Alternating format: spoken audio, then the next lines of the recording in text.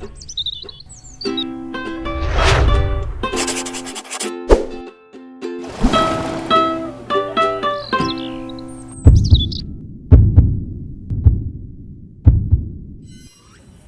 noite a todos. Boa noite. Hoje é exatamente 3 de abril de 2024.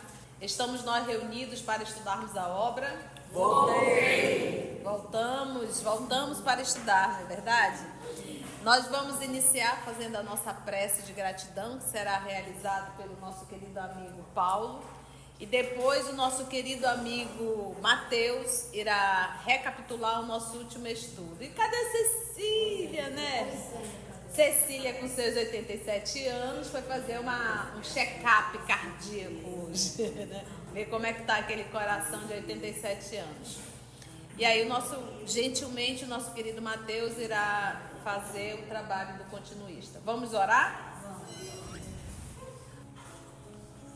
Queridos irmãos, vamos serenar os corações, vamos elevar o nosso pensamento, nos ligarmos com o nosso Mestre Jesus e agradecer essa oportunidade maravilhosa que recebemos. Obrigado, Senhor amado, por mais esse convite que Tu nos faz de estarmos na Tua casa, recebendo as Tuas bênçãos, o conhecimento do Teu Evangelho sublime, essa bússola moral que nos dá o rumo certo a seguir. Te rogamos humildemente, Mestre amado, que Tu nos dê sabedoria, para que possamos entender os Teus ensinamentos e mais que isso, Mestre, que nós possamos vivê-los, que esses ensinamentos entrem no nosso coração e calem fundo, que nós possamos entender e continuar a nossa jornada seguindo os Teus exemplos de amor, de humildade, de caridade, que possamos nos preparar contigo, Senhor, para sermos instrumentos da Tua obra. E nesse momento sublime, a espiritualidade amiga que se faz presente possa estar nos intuindo, em especial, intuindo a nossa professora, para que ela nos traga os conhecimentos necessários ao nosso aprimoramento íntimo. Muito obrigado por tudo, Senhor. Fica conosco, hoje e sempre. Que assim seja.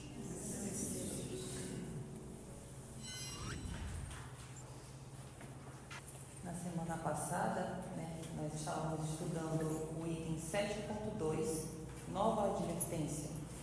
E nesse item, o nosso irmão Jacó, ele estava continuando seu processo de ascensão, que ele descreveu no item anterior, que não é como uma subida, é como uma mudança de estado, né? O ambiente está mudando ao redor dele à medida que ele avança, sem ele ter essa sensação real de subida, e ele descreveu as formas de pensamento, né? A criação mental dos seres que ali estavam presentes naquele ambiente, que ele está passando de transição até o seu objetivo final.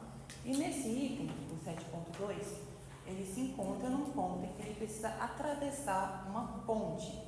Essa ponte a gente vai ver mais para frente no item seguinte, cujo título é A Ponte Iluminada, se é uma estrutura física ou metafórica. A gente ainda vai ver. Mas aparentemente ela é uma espécie de estrutura de passagem.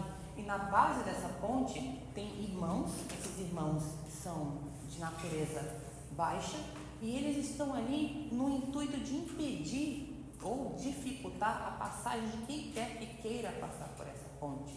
E é dito uma advertência ao irmão Jacó que ele busque refletir sobre seus pensamentos para limpar naquele momento todo e qualquer pensamento negativo, a fim de que ele consiga passar por esse momento de uma maneira mais fácil, uma maneira menos complicada, por assim dizer.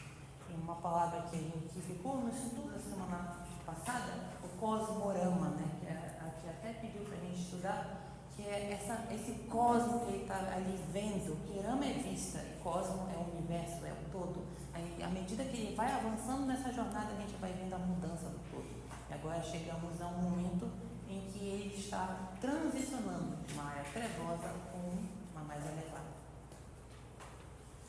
Bem, obrigado, Mateus. Que bom. Então vamos só pegar o último parágrafo da advertência, aqui, ó. Pediu-nos calma e decisão, silêncio e prece, e, sobretudo, lembrou-nos a obrigação de esquecer qualquer falta mais grave do passado, para não cairmos em sintonia com os espíritos ignorantes, penitentes ou malfeitores daqueles domínios.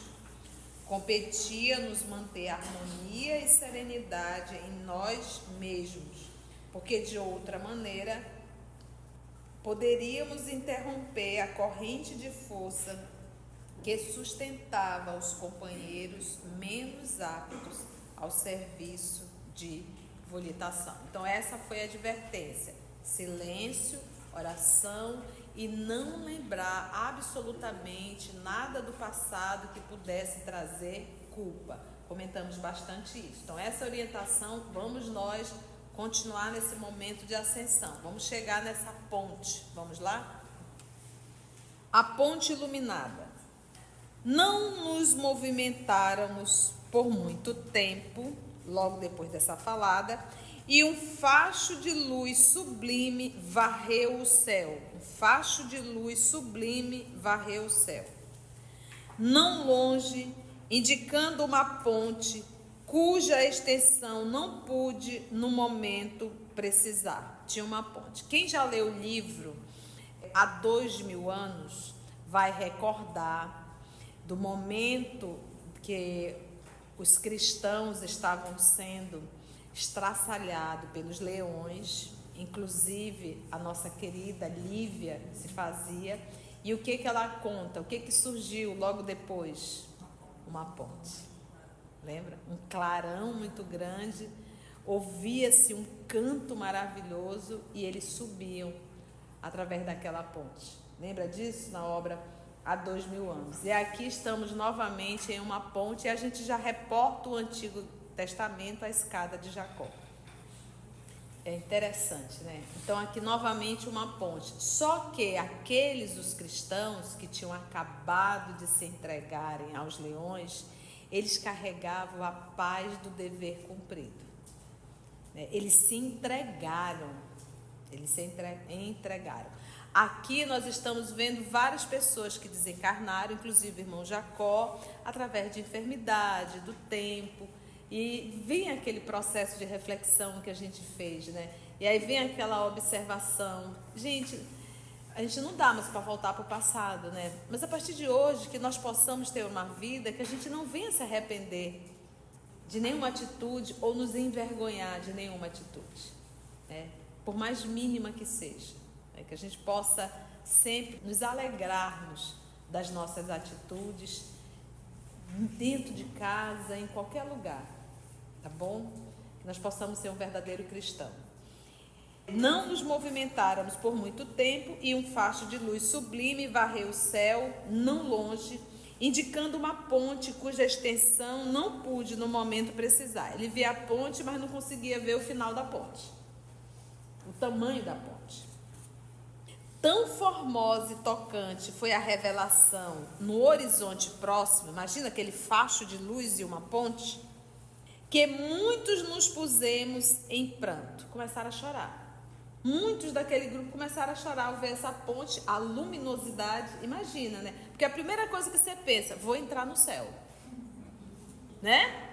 Uma ponte luminosa, você já viu as trevas, viu os espíritos trevosos lá embaixo, a escuridão. Você vê uma ponte e diz, menino, eu vou para o céu, né? Então dá uma sensação de um choro, né? Uma alegria, né? Você diz, escapei do inferno, né? Ufa, escapei, né? Arrastado, mas eu passei, né? Vamos dizer assim. Tão formosa, então ele diz assim, que muito nos pusemos em pranto, começaram a chorar mesmo. A emotividade não provinha apenas da claridade que nos tocara os olhos, né? Aquela luminosidade, né? Aquele raio claro. E ele lembra que eles estão no espaço que está bem escuro, né? Que nos tocara os olhos. Comovente mensagem de amor transparecia daqueles raios brilhantes que percorreram o firmamento, copiando a beleza de um arco-íris móvel. Olha que interessante, a palavra-chave aqui é comovente mensagem. Por exemplo, aqui a gente, quando fala em mensagem, você pensa, mas ler uma mensagem? Alguém falou uma mensagem?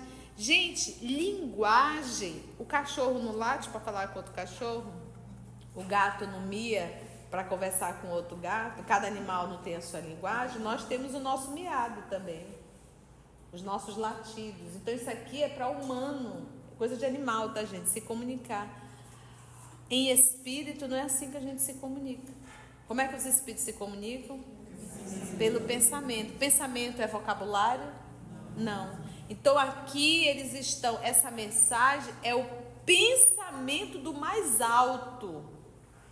O pensamento de um ser maior e divino. Eles começam a sentir, a perceber essa mensagem, trazendo essa emoção enorme.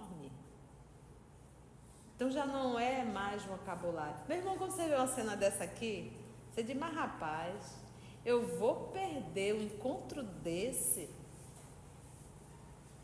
Eu vou ficar me debatendo aqui com essas minhas mediocridades? Olha, gente, nós já temos material suficiente para nos tornarmos pessoas melhores. Basta ouvir uma palestra espírita, você já tem recursos que muita gente não tem. Uma palestra espírita. Então a gente ainda vê espírita aqui de mal. Estou de mal com o Paulo, não falo com ele não. Ou então de mal dentro de casa. De mal. Gente, nós somos espíritas. Isso não cabe mais. Isso é coisa de menino, barrigudo, criança tola. Então nós precisamos mudar. Então eu vou abrir mão de um encontro desse por causa das coisas da terra. Então é hora de nós despertarmos como ser humano. É hora de nós amadurecermos como espírito que somos. É hora de nós começarmos a pensar mais alto. Vamos ver. Então ele diz, a emotividade não provinha apenas da claridade que nos tocara os olhos. Comovente mensagem de amor transparecia daqueles raios brilhantes. Então, raios brilhantes. Opa, pera lá. Diz o nosso Senhor Jesus, fazei brilhar a vossa luz. Quando ele olha lá para baixo, aqueles espíritos que estão ali trevosos, eles emitem alguma luz? Não. Então essa luz que estão emitindo é luz de quem muito ama. Essa luz que eles estão percebendo, que ele diz, parece um arco-íris que se movimenta, é a vibração mental dos espíritos nobres para onde eles vão. Porque o que a gente aprendeu? Que o espírito, quanto mais evoluído, maior a sua capacidade de irradiar luz. Eles estão entrando em contato com espíritos nobres. Então lá embaixo, treva. Para onde eles estão entrando, eles já sentem a vibração do local que eles vão adentrar. Porque o nosso pensamento, ele não está aprisionado na nossa cabeça. Tudo que nós pensamos irradia. Então, essa irradiação, essa luz já é resultado dos pensamentos de todos aqueles que vivem na colônia que eles vão adentrar. Ficou claro isso? Não é a luz do sol, não. É a luz de quem muito ama. Comovente, por isso que ele diz, comovente mensagem de amor transparecia daqueles raios brilhantes que percorreram o firmamento, copiando a beleza de um arco-íris móvel. Imagina! Enquanto muitos companheiros continham a custo as notas de assombro que nos dominavam, cerrei os olhos, fechou os olhos por minha vez, naturalmente envergonhado. Então ele já começou. Ele já está envergonhado, né? Olha, volta lá em cima. Pediu-nos calma e decisão, silêncio e prece, sobretudo lembrou-nos a obrigação de esquecer qualquer falta mais grave do passado, para não cairmos em sintonia com os espíritos ignorantes. Essa foi a advertência. Ele já diz, naturalmente envergonhado. Temor, medo súbito vagueava na alma. Teria cumprido todos os meus deveres? Ou seja, aqui ele já está desobedecendo o que o doutor Bezerra falou segundos antes. É hora dele fazer essa pergunta para ele? Sabe quando que a gente tem que fazer essa pergunta? Todos os dias. Todos os dias. Tenho cumprido todos os meus deveres? Santo Agostinho, 919, Livro dos Espíritos. Entendeu? Isso não era hora para ele fazer. E ele foi advertido. Aí ele começou. Primeiro, um medo súbito vagueava na alma dele. Aí ele começa, teria cumprido, está entrando, vindo a luz. Vou fazer uma reflexão agora. Teria cumprido, imagina, eu ia correr rapidex, mas teria cumprido todos os meus deveres? Se constrangido a comparecer ante um tribunal da vida superior, estaria habilitado a apresentar uma consciência limpa de culpas? Como seriam meus atos examinados? Bastaria a boa intenção para justificar as próprias faltas? O sinal luminoso cortou vagarosamente o céu de novo. Minha alegria ante a aproximação do plano mais elevado era inexcedível, mas a noção de responsabilidade quanto às dádivas recebidas no mundo que eu deixara pesava agora muito mais intensamente sobre mim. Então, porque ele não foi um homem muito rico, ele foi um homem milionário. Puxa, eu recebi tanta coisa, tanta coisa. Ele diz assim, ó, quanto às dádivas recebidas no mundo que eu deixara, pesava agora muito mais intensamente sobre mim. Mereceria o ingresso naquele domicílio celestial? Calado. Vamos entrar, já tá aí, vamos logo. Vai questionar isso uma hora dessa, né? E ele ficou ali. Mereceria o ingresso naquele domicílio celestial? Aonde está escrita a lei de Deus? Entendeu? Todos nós sabemos. Corriam-me as lágrimas copiosas quando o grupo estacou. O grupo parou. No mesmo instante, ouvi um dos irmãos recém-desencarnados gritar em choro convulso. Não posso. Eu matei na terra. Não mereço a luz divina. Sou um assassino. Aqueles brados, aqueles gritos ressoaram lúgubres, sombrios. Sombras adentro, mó silêncio, tudo tranquilo, o homem começa a gritar que é um assassino. Olha só. Outras vozes responderam horríveis. Vigiemos a longe, assassino não passa. Onde estavam esses? Lá no topo, lembra? Lá embaixo, para atrapalhar. Pareceu-me que maltas de feras preparavam-se para atacar-nos. Não distante, a projeção resplandecente do invisível holofote clareava o caminho, qual se fora movida em câmara lenta. Imagina. Entre nós, emoções e lágrimas, junto de um companheiro em crise. Em torno, ameaças e lamentos estranhos. Além, a luz convidativa. Bezerra, sereno, porque tem um que entrou em crise, né? Dizendo que assassino não merece entrar.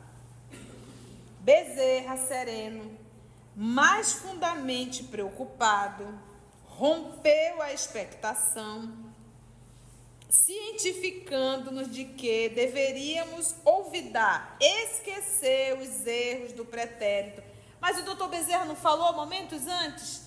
Não lembre do passado, não fiquem se julgando. Ele avisou. Se ele avisou, é porque ele sabia da probabilidade de alguém fazer isso. Então desconfie quando os amigos espirituais derem um aviso. Seja de forma direta ou de forma indireta, aquela mensagem que chega de manhã cedo. Tu vai ver assim, ó. É o teu anjo da guarda te mandando uma mensagem. Então, cientificando de que deveríamos esquecer os erros do pretérito, do passado, e que um dos amigos, em vista de corresponder em demasia à lembrança do mal, impusera descontinuidade à nossa viagem. Porque quando ele começou a gritar, o que aconteceu? Parou. Lembra que eles estão o quê? Volitando. É pensamento. Bastou um entrar em crise, ponto, parou o grupo todo.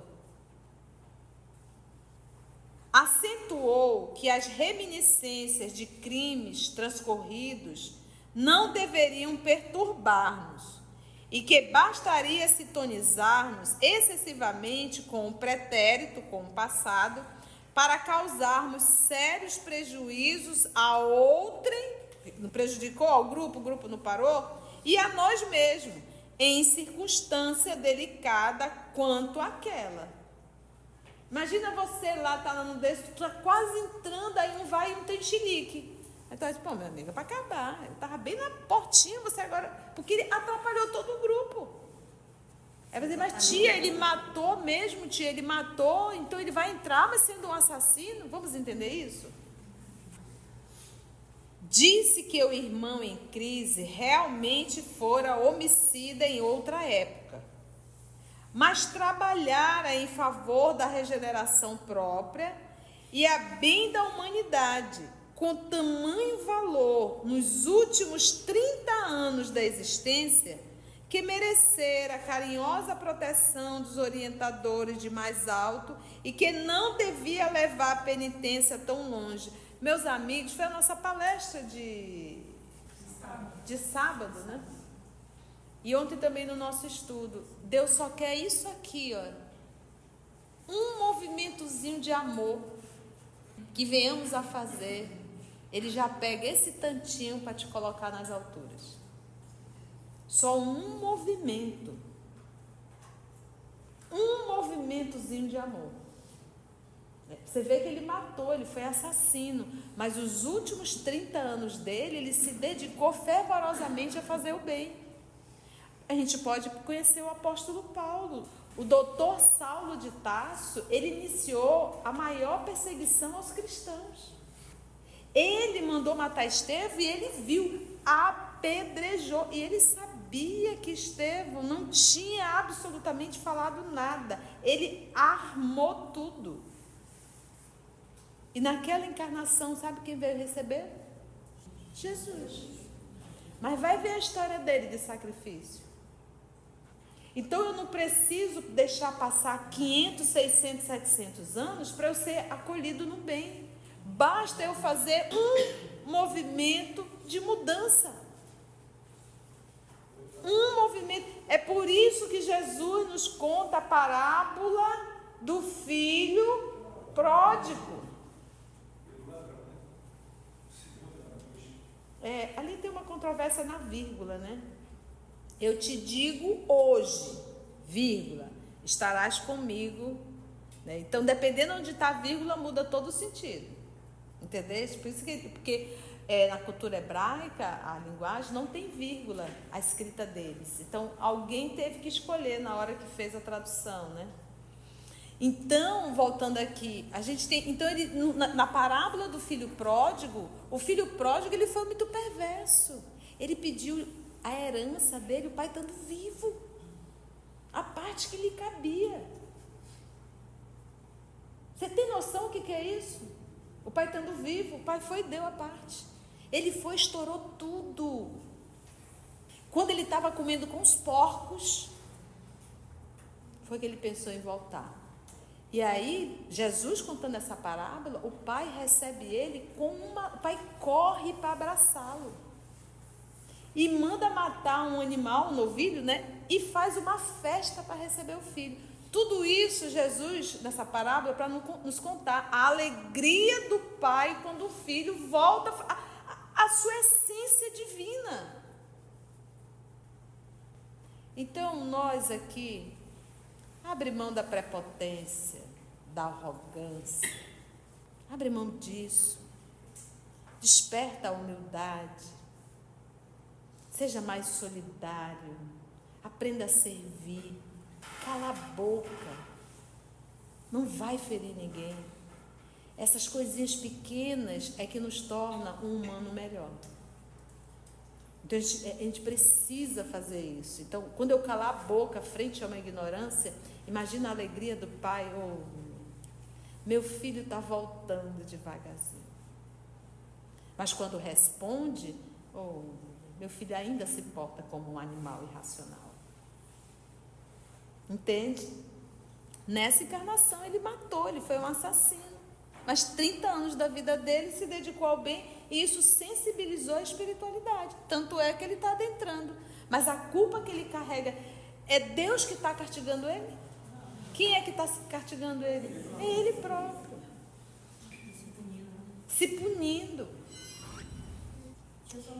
A colega está perguntando se isso seria apenas eterna.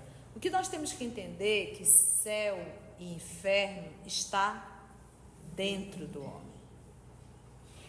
Quando a gente fala de eternidade, nós vivemos uma eternidade de sofrimento.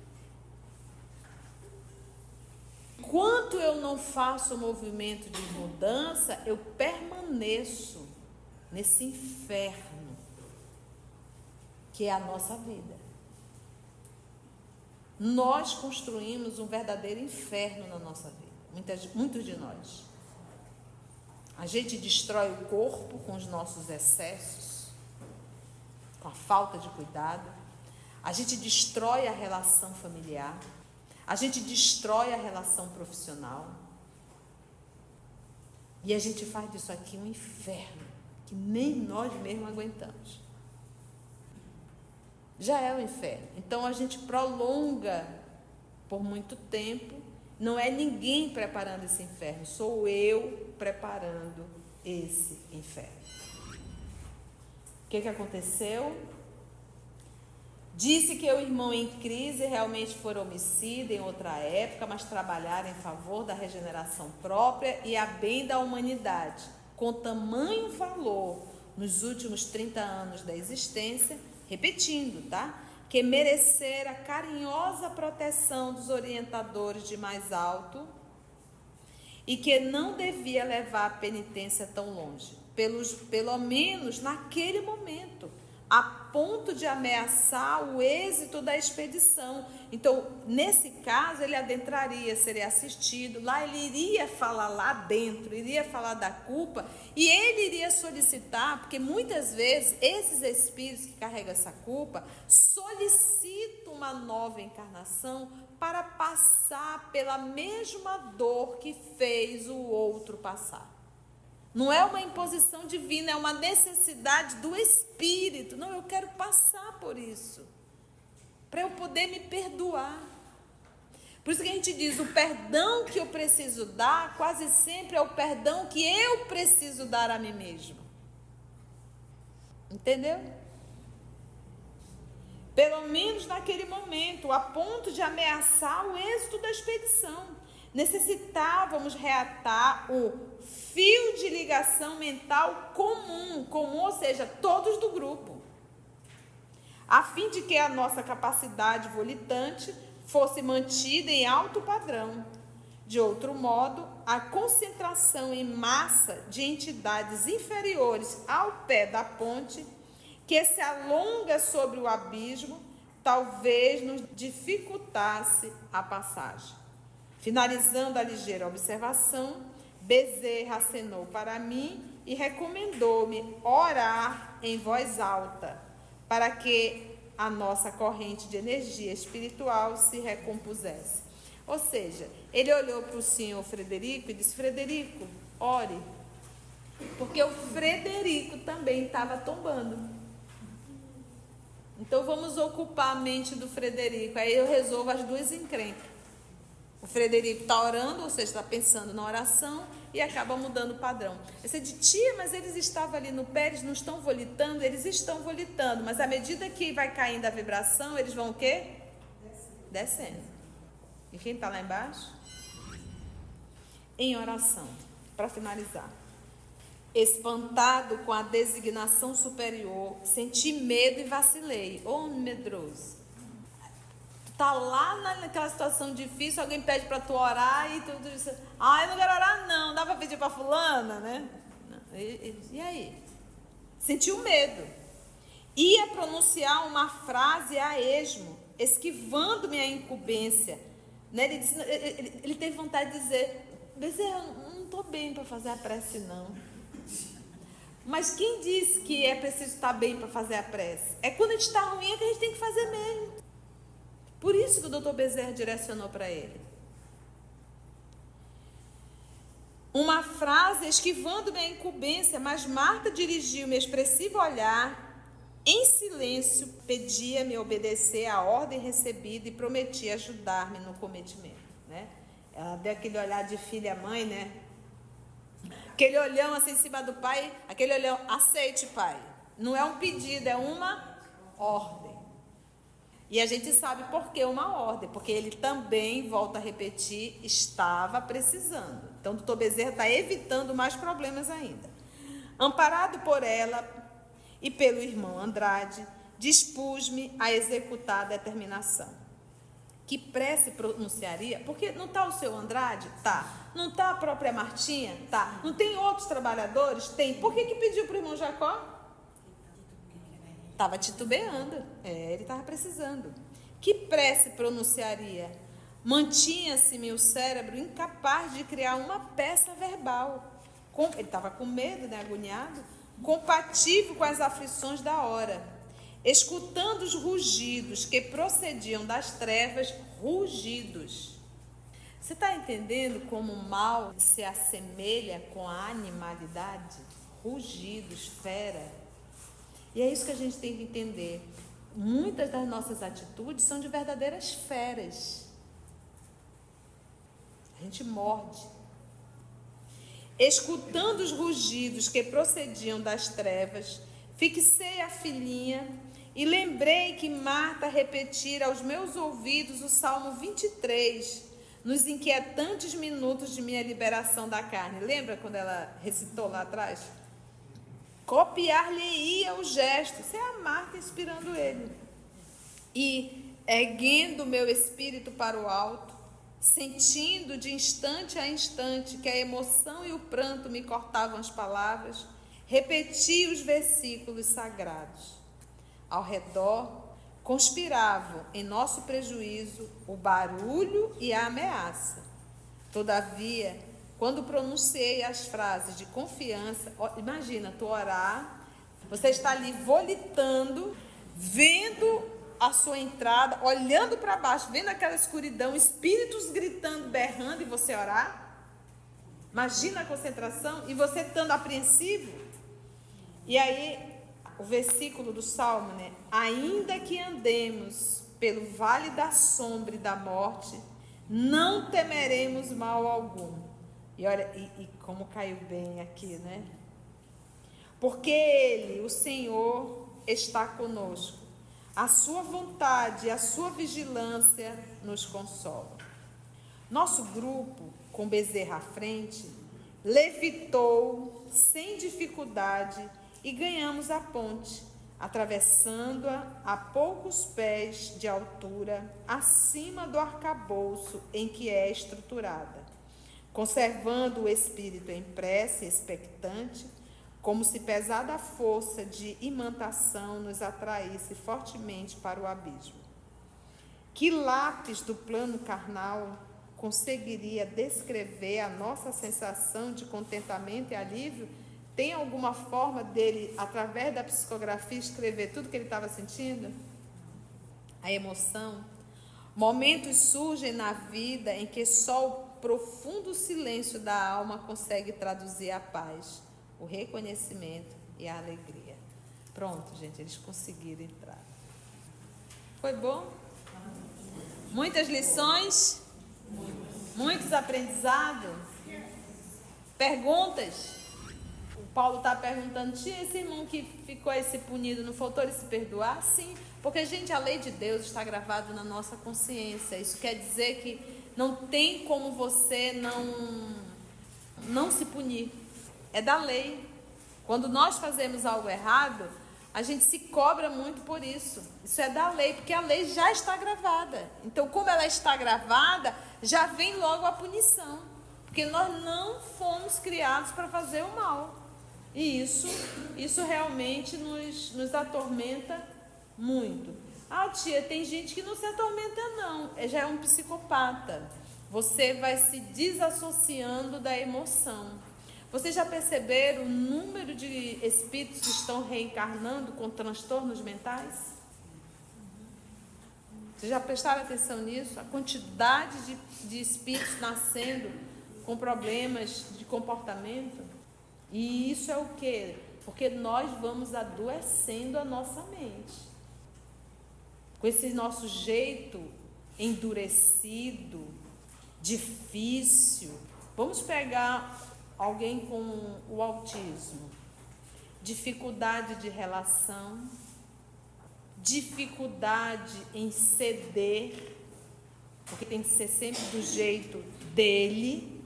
Isso foi uma mente que foi adoecendo ao longo das encarnações. Chega uma hora que vira um transtorno.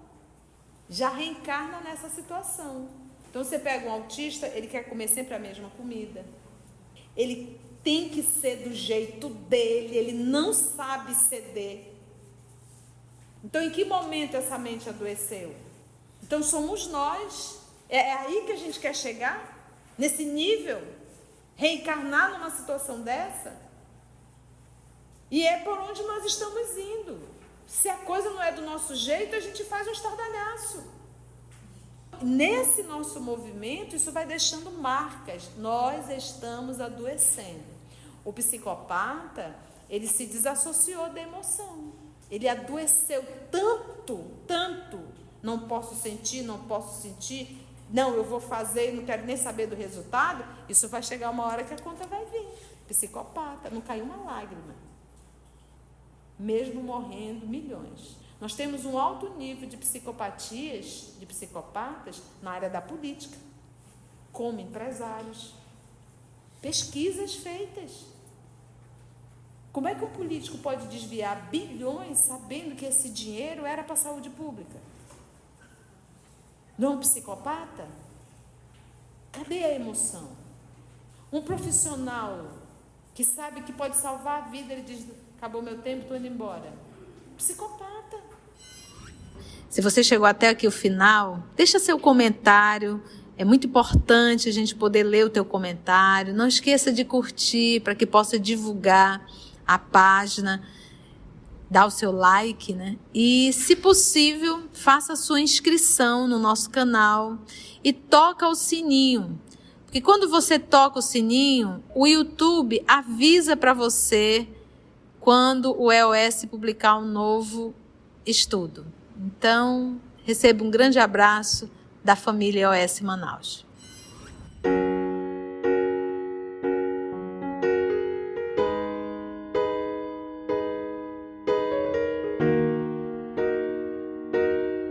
Antes de orarmos em agradecimento, vamos ouvir algumas considerações da tia que destacamos neste estudo para a reflexão dos ensinamentos. Vamos aos destaques da tia?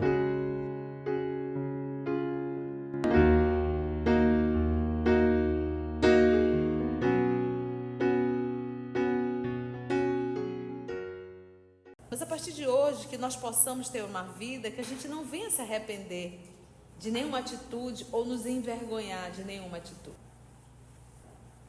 Então é hora de nós despertarmos como ser humano. É hora de nós amadurecermos como espírito que somos. É hora de nós começarmos a pensar mais alto. Deus só quer isso aqui, ó. Um movimentozinho de amor que venhamos a fazer. Ele já pega esse tantinho para te colocar nas alturas. Só um movimento. Então nós aqui, abre mão da prepotência, da arrogância. Abre mão disso. Desperta a humildade. Seja mais solidário. Aprenda a servir. Cala a boca. Não vai ferir ninguém. Essas coisinhas pequenas é que nos torna um humano melhor. Então nós aqui, abre mão da prepotência, da arrogância. Abre mão disso. Desperta a humildade. Seja mais solidário. Aprenda a servir. Cala a boca. Não vai ferir ninguém. Essas coisinhas pequenas é que nos torna um humano melhor.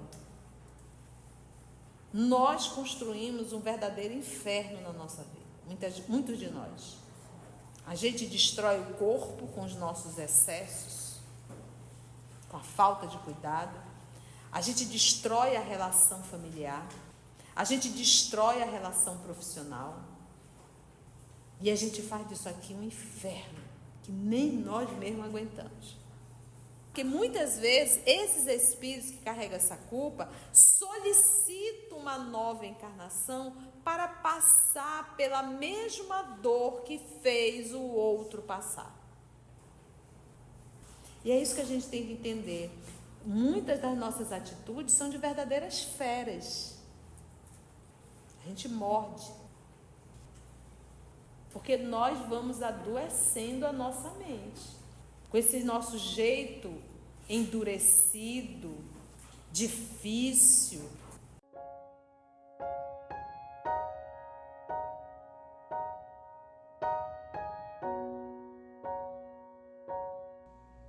Assim, concluindo o nosso estudo de hoje e agradecendo o nosso Mestre Jesus por mais este momento de aprendizado, vamos orar?